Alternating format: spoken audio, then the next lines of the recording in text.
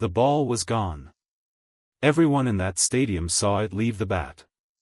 Everyone tracking the trajectory knew within the first half-second exactly where it was going, the specific, unmistakable arc of a ball hit by Shohei Ohtani at maximum contact, the kind of flight path that has become one of the most recognizable images in contemporary baseball, the kind that causes outfielders to stop running because running is no longer relevant to the outcome. It cleared the left field wall by 14 feet. The stadium erupted. The Dodgers dugout erupted. The scoreboard changed. The official scorer logged it. The statisticians updated their records. Home run number 21 on the season, a number that, in the context of everything Ohtani was doing this year with both his bat and his arm, represented another marker on a path that was beginning to feel less like a baseball career and more like a sustained argument against the boundaries of what is possible in this sport. For 47 minutes, it was real. And then the Diamondbacks filed their allegation. And then MLB investigated. And then the results came back.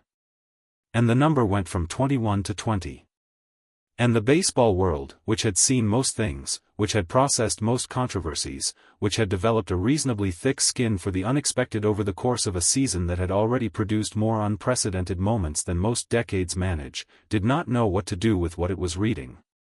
To understand the allegation, you have to understand what the Diamondbacks had been watching. Not just Tuesday night. 4 weeks. With the heightened, almost obsessive attention of a franchise that has been on the wrong side of Ohtani's dominance enough times this season to have developed a specific, sustained focus on every element of how he prepares and performs.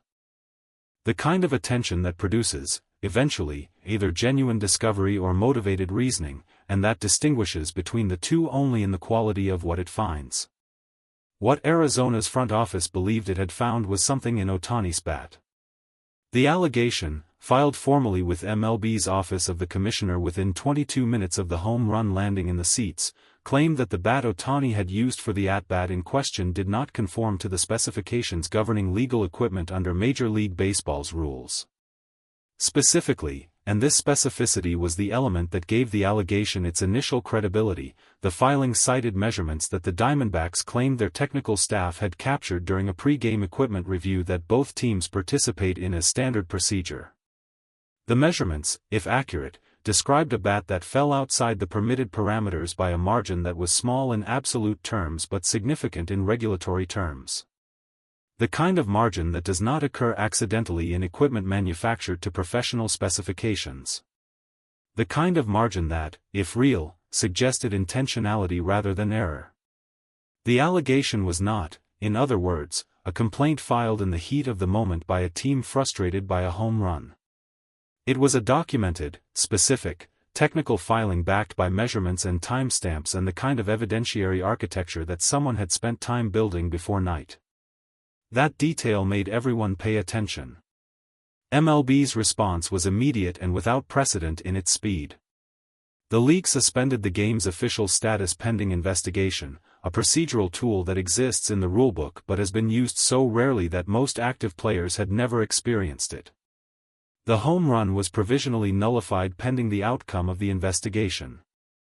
Ohtani's 21 reverted to 20 on every official platform, with a notation indicating disputed status, within minutes of the league's announcement. The bat was collected. Transported under chain of custody to MLB's testing facility. The same facility that processes equipment violations, foreign substance allegations, and every other technical question that arises when the rules of baseball intersect with the physical objects used to play it. The testing was described by the league as comprehensive and expedited. Both of those words were significant. Comprehensive because the allegation was specific enough to require examination beyond surface measurement, the internal structure of a bat, the density of its materials, the precise geometry of its barrel and handle and the junction between them. Expedited because the baseball world was watching and the provisional nullification of a home run by the sport's most visible player was not a situation that could be allowed to breathe for longer than the investigation required. 47 hours. That was how long it took from the filing of the allegation to the release of MLB's findings. 47 hours during which Ohtani's 21st home run existed in a kind of official limbo, real in the memory of everyone who had watched it happen, unreal in the record books, a disputed fact suspended between the testimony of a baseball leaving the park and the measurements of a bat that may or may not have been what the Diamondbacks claimed it was. The findings were released at 8:15 in the morning. A single document. 14 pages. Distributed simultaneously to both organizations, to the Players Association, and to the media, the same simultaneous distribution that the league had used for the permanent ban announcement, a protocol that was becoming associated with results of particular gravity. The findings were bombshell not because of what they confirmed but because of what they revealed about the allegation itself. The bat was legal. Not marginally legal. Not technically legal within tolerances that suggested the allegation had merit even if it couldn't be sustained. Legal in every measurement, across every specification, in every test that the facility had conducted across 47 hours of comprehensive examination. The barrel dimensions. The handle taper. The weight distribution. The internal density. The wood composition. Every element of the bat that the allegation had specifically flagged, and several elements that the allegation had not flagged but that the facility examined as a matter of thoroughness, conformed to MLB's specifications without exception. The bat was legal. But the 14 pages did not stop there. Because the investigation had not limited itself to the bat.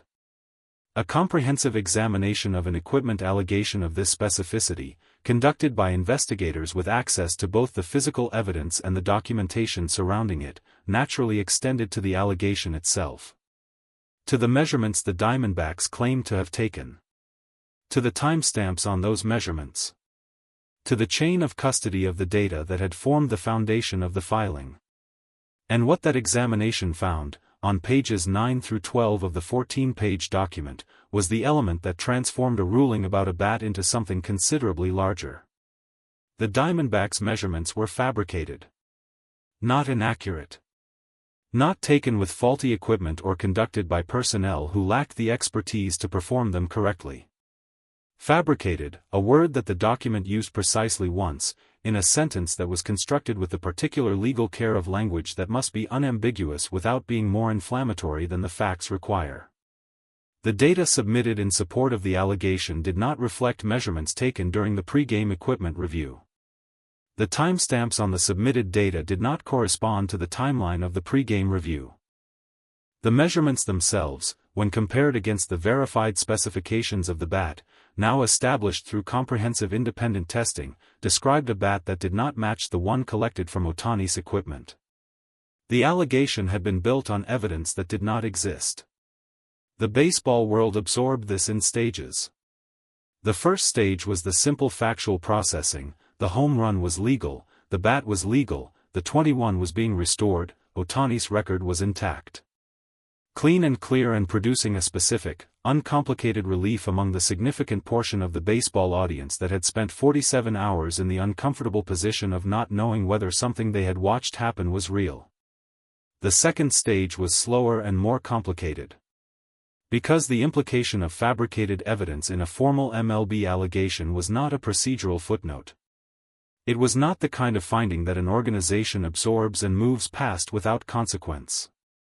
It was the kind of finding that the league, which had just spent weeks establishing, through permanent bans and record suspensions and pointed official language, that it was willing to respond to misconduct involving Ohtani with the full weight of its institutional authority, now had to address from the other direction. An allegation designed to take something from Ohtani that he had legitimately earned. Constructed deliberately. Filed formally. Backed by manufactured data. The league's response to the finding was announced in a separate document released 4 hours after the primary investigation results. It was not a document that contained measured or cautious language. The Diamondbacks front office personnel responsible for the allegation filing, 2 individuals, identified by title rather than name in the official announcement but known within hours to every reporter covering the story, were permanently banned from participation in Major League Baseball in any capacity. The word permanent appeared again. In the same unqualified, unappealable form it had taken in the announcement about the first baseman. Attached now not to a player but to front office personnel. Extending the league's use of its most severe available consequence from the field to the offices above it. The Diamondbacks organization received a fine at a level not previously imposed on a franchise in the context of a disciplinary action of this type. The amount was not disclosed in full, but the figures that circulated through baseball's financial community in the hours following the announcement produced responses from people who track these things that ranged from surprised to genuinely shocked. And the commissioner's office added a paragraph to the announcement that went beyond the specific penalties and addressed something more fundamental.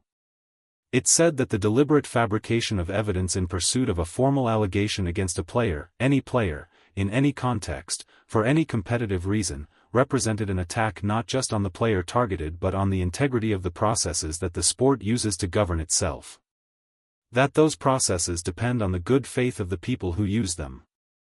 That when that good faith is deliberately and demonstrably absent, the response of the institution must reflect not just the specific harm caused but the broader harm threatened. The paragraph ended with a sentence that several observers described as the clearest statement of institutional position the commissioner's office had issued in years. This organization attempted to use MLB's own processes as a weapon against one of its players. That will never be acceptable, and today's penalties reflect the absolute seriousness with which this office treats that attempt. Ohtani was in the batting cage when the findings were released. He had been informed privately, before the public announcement, in the same courtesy the league had extended during previous proceedings. He had listened. He had asked 2 questions, both technical, both related to the timeline of when his statistics would be officially restored. He had thanked the person informing him. Then he had gone to the batting cage. When asked about the findings at his next media availability, he answered the question about his home run being reinstated first. "I knew it was fair when I hit it," he said. Simply. Without elaboration. A reporter asked how he had felt during the 47 hours of uncertainty. Ohtani looked at the reporter for a moment. "I felt the same way I always feel," he said. "Prepared for tomorrow." Another reporter asked whether the findings about the fabricated evidence, the deliberate attempt to take something from him that he had legitimately earned, produced any particular reaction. He was quiet for a moment. "I think the people who did it understand now that this league protects its players," he said. "That is the reaction I have. Not about me specifically. About what the league said today about everyone." He paused. "That is worth more than one home run." The 21 was restored across every official platform by 10 a.m. The disputed notation disappeared. The record was clean. The arc of a baseball hit 14 feet over a left field wall, real from the moment it left the bat, real through 47 hours of official uncertainty, real again now in every record that the sport keeps, was exactly what it had always been. Home run number 21. Hit cleanly. By a legal bat. In a game that had tried, through every available mechanism, to take it away. And failed.